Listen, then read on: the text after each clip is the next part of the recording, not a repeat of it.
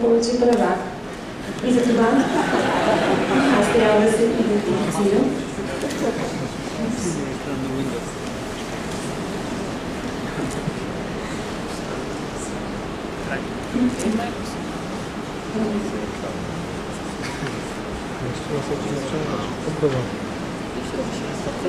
Извинявам се, да. Когато нещо получи активно. Учителят предварително подготвя уроците с административния модул на системата. По време на часа използва своята мишка, за да стартира системата. От подготвените уроци избира този, който иска в момента да представи. Днес урокът ни се казва Светът на въпросителната, след което учителят трябва да избере класът, който ще го представи. Аз съставих клас за TEDx BG 2010. Моя уважаеми директор, вашите мишки вече са активни и вие трябва да посочите с мишката вашето име.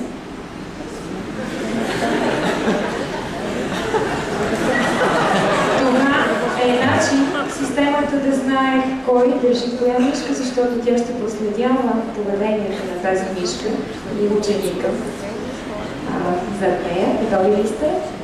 Всички? Благодаря. А сега, за да можете вие лесно да следите какво се случва с вашата мишка, изберете си курсор. Вместо цветове, вашият курсор ще бъде картинка. Изберете си любимия ваш анимационен герой. Синята мишка очакваме. Чудесно, запомнете вашият курсор и геройчето, което вие ще бъдете от тук нататък. Следът на въпросителните урок съставено с помощта на една от учителките, с която ние работим. По-късно ще имате възможност да я видите. Няколко статични екрана може да бъдат включени в урока, като например тези. Статичните екрани могат да съдържат така както текст, така и изображение и по нищо не се различават от начина, по който с една PowerPoint презентация учителят представя съдържание. Било то нов материал или преговор на стар материал. Интерактивната, динамичната част е нещо, което е ново, да се вижда. И така, въпросите, които учителят може да постави на учениците, за да разбере и да получи обратна връзка, доколко те усвояват материала. Чакаме само зебрата. Могат да бъдат индивидуални. Как не се притеснявайте, дори да дадете грешен отговор. Няма да пишем оценки. И така, когато всички отговорят, верният отговор се появява на екрана и могат да сверят с отговора, който са дали. Благодаря ви. А сега отговорите не могат да бъдат преписвани, защото те са индивидуални за всеки ученик. Трябва да знаете вашето име или иконката на вашия курсор. Дори да се опитате да помогнете на другарчето си, няма да имате тази възможност. Когато дадете отговор, виждате верния, за да свалите. И така, сега отново малко математика, само че този път имате виртуална клавиатура, така я нарекохме. Трябва да въведете отговора, като избирате съответните клавиши и да натиснете готово, когато сте готови. Ако сгрешите, можете да изтриете последния символ, можете да изчистите цялата въведена информация. Кои да бъдат клавишите, дали символи, дали числа или и двете, избира учителят, когато съставя урока, преди да го представи. Благодаря всички. Внимателно го изчакахме. И така стигаме до математика. Няма да ви мъча повече. Малко въпросителни от български език. Не, моли го, останете още малко. Не сме свършили. Малко български език. Не се притеснявайте, въпросите са за началото на втори клас. Отново имате възможност да отговорите, избирайки си един от посочените отговори. Ако учителят види, че се затруднявате или се бавите, може да ви отнеме правото и да отговори вместо вас, посочвайки верния отговор. Освен това, учителят може да ви ограничи във времето. Ако забелязвате, тук се появи таймер.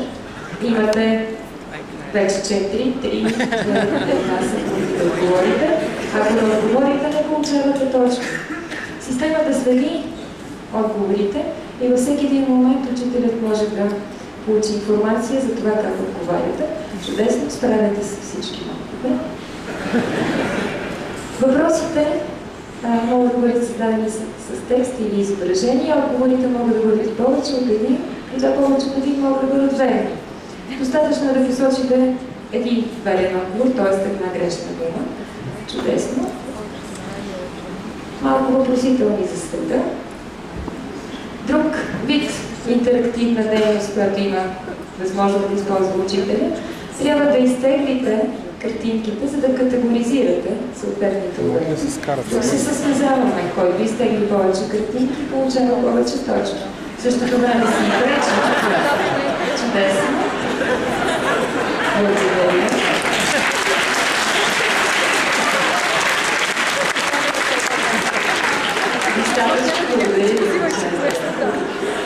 А сега последният вид дейност, която сме предвидили като специфична интерактивност, въпросът може да бъде зададен към изображение. В случая искаме да посочите къде се намира Слънцето. Трябва да кликнете върху изображението.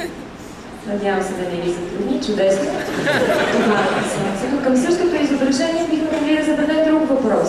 Например, сега ви питаме за Юпитер. Спомнете си, най-голямата планета.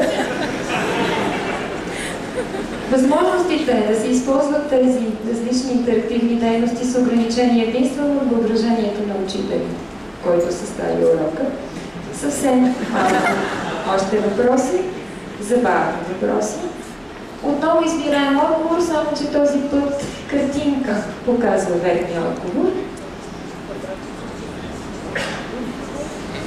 Да речем, ето така, за да не ви мъча повече. И последно, още един подобен, в който нека да включим таймер, за да проверим доколко сте изморени след няколкото сесии днес. И така, край на урока. Поздравления, благодаря.